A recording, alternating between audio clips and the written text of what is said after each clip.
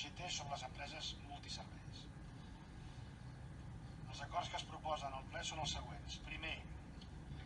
prendre les mesures escaients, com ara clàusules socials incorporades als plecs de condicions que reconeguin el conveni sectorial de referència,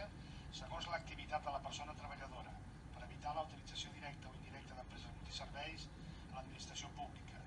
respectant sempre el conveni sectorial de referència per a qualsevol persona treballadora que efectuï el servei atorgat. Segon,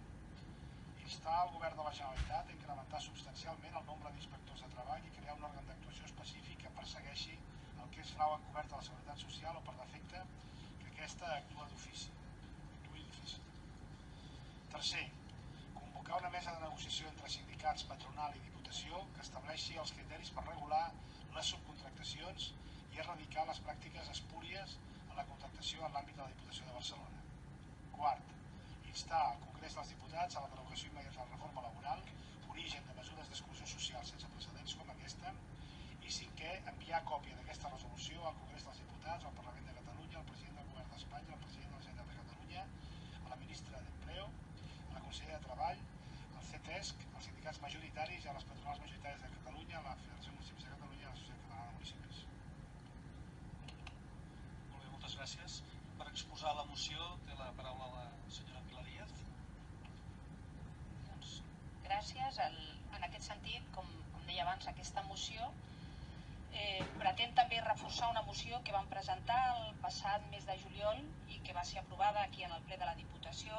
el del salari de referència de 1.075 euros.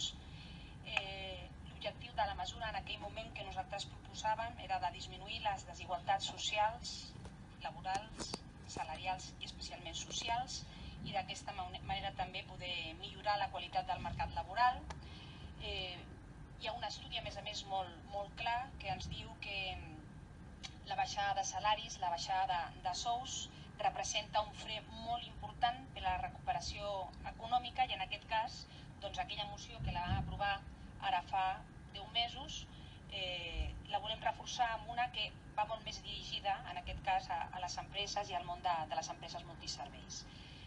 M'he deixat de dir el més important, i és que, com recull molt bé el títol de la moció, aquesta no és una moció del PSC, sinó que és una moció que sorgeix, en aquest cas, d'un dels sindicats de la UGT, que nosaltres hem fet nostra, però per tant, jo crec que per justícia, l'autoria de la moció és una autoria d'un dels sindicats, i per tant, una moció també aprovada en algun dels municipis de la nostra demarcació en aquest moment.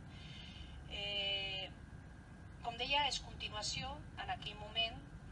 per parlar d'un àmbit, el de les empreses multiserveis, que estan intentant jugar la mateixa partida en el mateix camp de joc, però amb unes regles del joc diferents i sobretot abonades pel que va suposar la reforma laboral del 2012. Per què diem això? Doncs perquè aquestes empreses aprofiten la situació de crisi, han aprofitat la situació de crisi, i els treballadors i treballadores d'aquestes empreses, a més de treballar més hores, cobren menys. Per posar algun exemple, el de les cambreres de pis, que n'hem parlat abans, un 50% menys, els Mossos de magatzem, un 45% menys, o el personal de manteniment i muntatge, entre un 39% i un 45% menys. A més d'aquesta disminució econòmica quant a la retribució, aquesta situació també va acompanyada de temporalitat, de mobilitat i de parcialitat forçada. El total d'empreses multiserveis a Catalunya, ara mateix detectades, és de l'entorn d'un miler d'empreses. D'aquestes, la gran majoria es troben registrades a la regió metropolitana de Barcelona, i dels 32.384 treballadors i treballadores, en principi, que s'han detectat en aquestes empreses multiserveis a Catalunya, 27.000 es troben registrats a la regió metropolitana de Barcelona. Per tant, aquí es concentra un gran gruix. Parlem del 82,6% del total d'aquestes empreses. El mateix número, en aquest cas, està demostrat que l'elaboració dels EROs a les empreses ens ha portat que pràcticament el mateix número de treballadors i treballadores afectats per aquests EROs passen a ser després treballadors d'empreses multiserveis, o sigui, hi ha una certa correlació, i per tant, a partir de la reforma laboral de l'any 2012 a la regió metropolitana de Barcelona són 27.526 les persones afectades per EROs en règim d'extinció.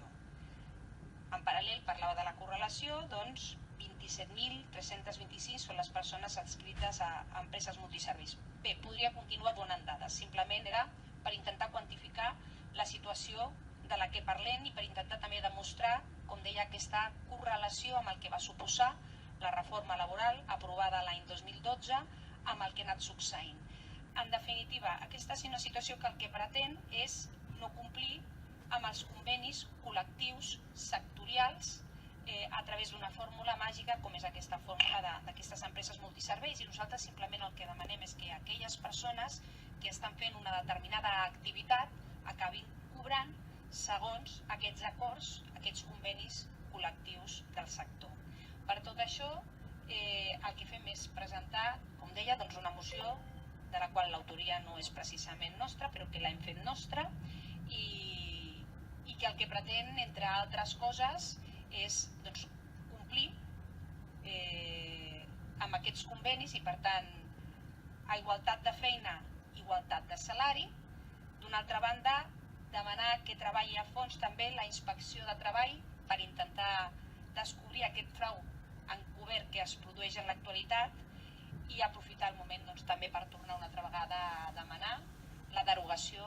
de la reforma laboral